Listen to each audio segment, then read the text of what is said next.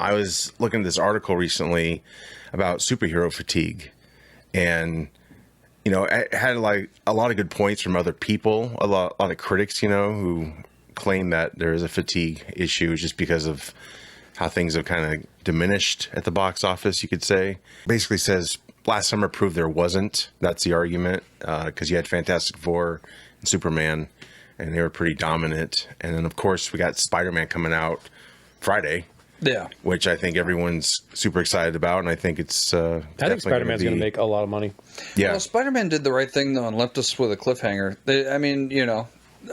Nobody knows him. Yeah, because we knew we weren't sure if he was returning, if that was going to be kind of like the swan song, and then all of a sudden we found out he was returning. Mm-hmm. Then we found out it was going to be more of a trilogy, the second half, and then it's like, well, how does he ever tell everybody again in his circle that he's Spider-Man, or does he just let it be? Because wasn't that the whole issue was nobody can know who he is, otherwise all these other people from other dimensions or universes will come for him. So if they do find out who he is eventually, I mean, I guess they technically don't know him, his history, but it's like, would that make that happen again? Would they? I'm sure they won't go there, but an incursion. It's kind of kind of like that. I mean, I don't think they'll touch on that again. No. But yeah, those next two Avenger movies, a lot's going to be changed up, I imagine, especially with Secret Wars and such. But yeah, I mean, it's a prime opportunity for them to reboot a lot of things. Yeah, with the Secret Wars and all that stuff. So they have to step very cautiously. Mm-hmm. Yeah, I hope so. I'm glad that and I know we're going to get to this in the future here, but I'm glad that in the Marvel panel they didn't proceed with anything other than just Doom.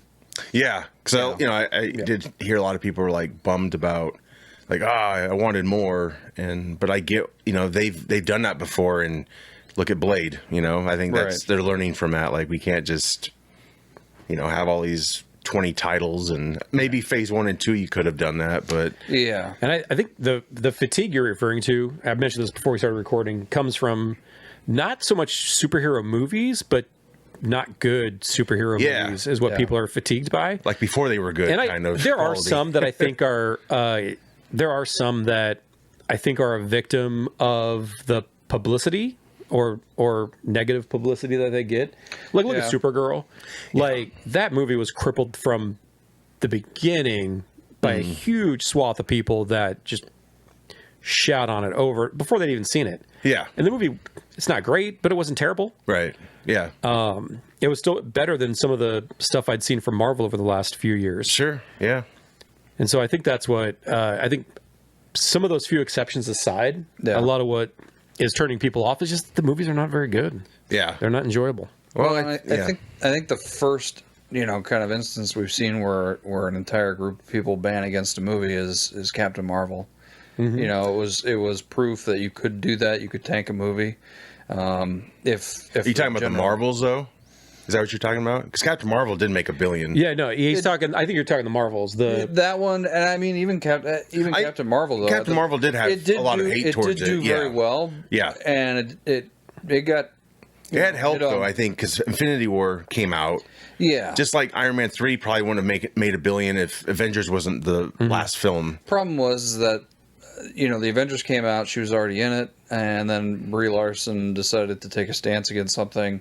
People didn't exactly agree about it. They just said, make your movie, shut up, have fun. Yeah, right. And that kind of tanked a lot of things.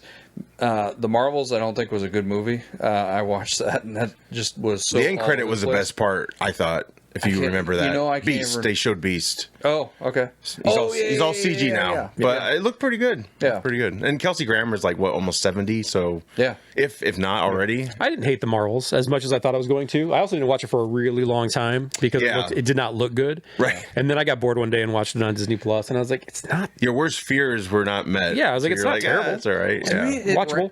I mean. Is it something to put on Saturday when you're making breakfast? Sure. Right. Is it something that you're going to put on Friday night?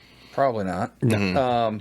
I mean, the same thing with Shang-Chi. And I hate to say that because I know it did really well.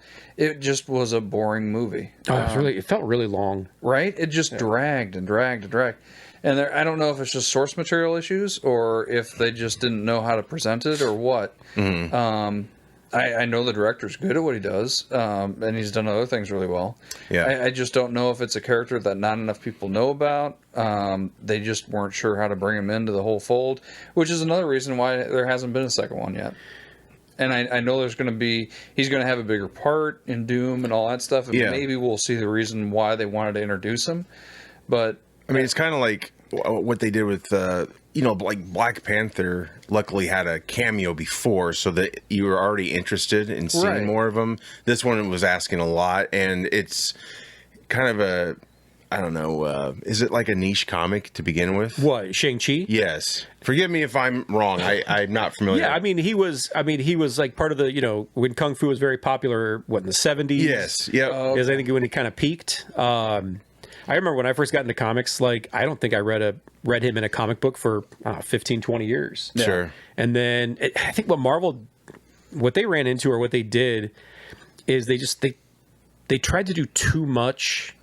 They've got so many properties. The multiverse just kind of, and the Disney Plus of it all. They've got so many properties, and I just think they tried to do too much. They tried to make Inhumans cool. Inhumans have never been cool. They tried to make Eternals cool. Eternals have never been cool. But they couldn't do it with what is cool, the X-Men, because they didn't have the rights to it. Right. I mean, even in the comic books, because they were trying to get so many people into the Inhumans even replaced the mutants in the comic books for a time. Wow. Where it was like so much about Inhumans and the problem is Inhumans are fucking lame. And the movie was terrible. It's a really intricate story, and you have to pay attention. Both in Humans and Eternals you're talking about, or just Eternals, or that Inhumans where the guy comes out of the ocean or whatever. Oh, that's Eternals. Yeah, Eternals. Yeah. Sorry. Inhumans was the ABC show. It was going to be a movie, and then it wasn't. Yeah. And I think that tanked. It didn't even last that long. Yeah. Yeah. And the lead guy that can't talk because his whispers will level mountains. Yes. Yeah. He was cool though in Doctor Strange. Yeah. I mean, for a short little bit. Yeah. Black Bolt's not a terrible character. No. Like, Black Bolt himself is kind of cool. But they were just limited. And the whole concept, I don't dig it. Eternals was not good. They just tried to take so much all at once, and it starts to water down the brand. Yeah, Eternals asked, I think, a lot.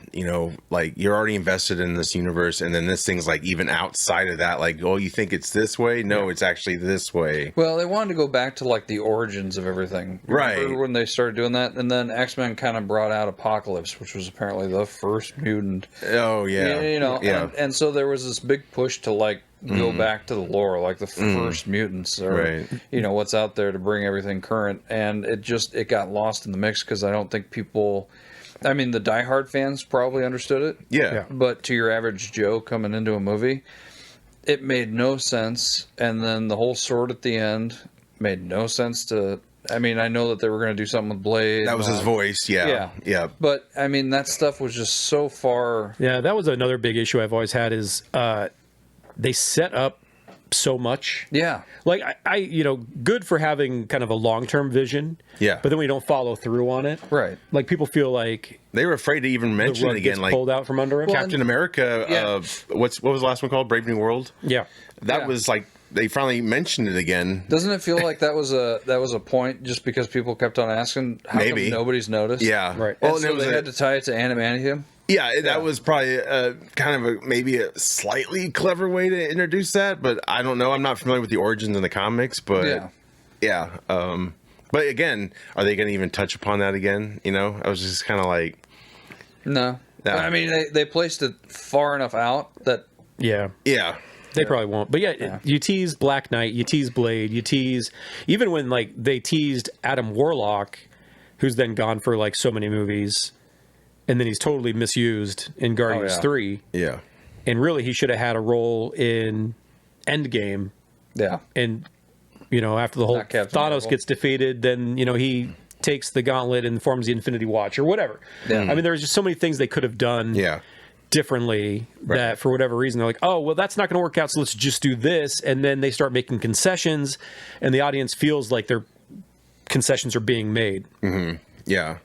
Yeah, I think that's what the fatigue was. I think there wasn't like a build up to an event, and if they were trying to build up to an event, each movie asks so much from the audience. Yeah. Yeah. And especially you needed to invest a little bit more into, because you had the Disney Plus shows that were on the sidelines, and I remember when those were coming out, I was super excited. I think most of us were, but yeah, in hindsight, it was too much, and most of them were enjoyable. I liked Hawkeye. I liked Falcon and the Winter Soldier. I didn't care for Echo. I didn't care for Secret. Oh, that was bad. What was it? Secret Invasion. Yeah. Like, they took everything cool about Nick Fury and didn't care for that one. Erased it, basically.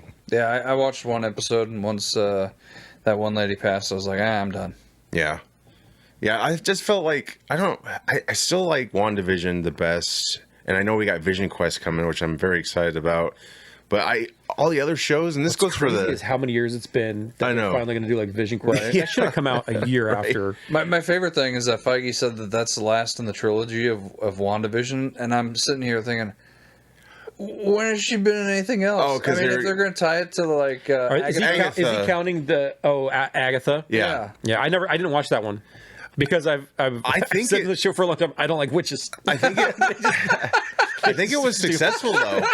I mean, I know it had Lady Death, it had Aubrey Plaza in it. I mean, that was, it had a pretty good cast, and I think that was pretty successful. I didn't stick through all of it, but I need to go back and revisit. But a lot of other shows they put out, and even Star Wars, I felt like they didn't need to be shows. They could have just been a movie. It was like the pacing. I felt like there was just too much gaps. Mandalorian was about perfect though. Yeah, I'm not like all their shows. Yeah, except for I haven't even seen season 3, but I've heard that season 2 is perfect. Yeah, and then they got rid of Gina Carano or whatever. Yeah, and that's when I was. Just I don't remember season 3.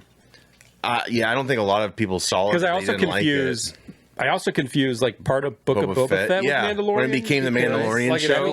That was the third that was dumb. Yeah. Like, you can't even stick to your guy, and that was a mess too. But then the movie came out, and I'm not even sure where that falls in line. But I mean, you can't. I guess you can't say Star Wars is part of the fatigue, or maybe you can, but. I think there's more fatigue around Star Wars. Yeah, I would agree. Yeah, because the last movie. Did you go see the last? You did see it actually. I did. Yeah. I liked it, other than the Rod of the Hutt. That's isn't he like the bulky? He is, but when he sounds like.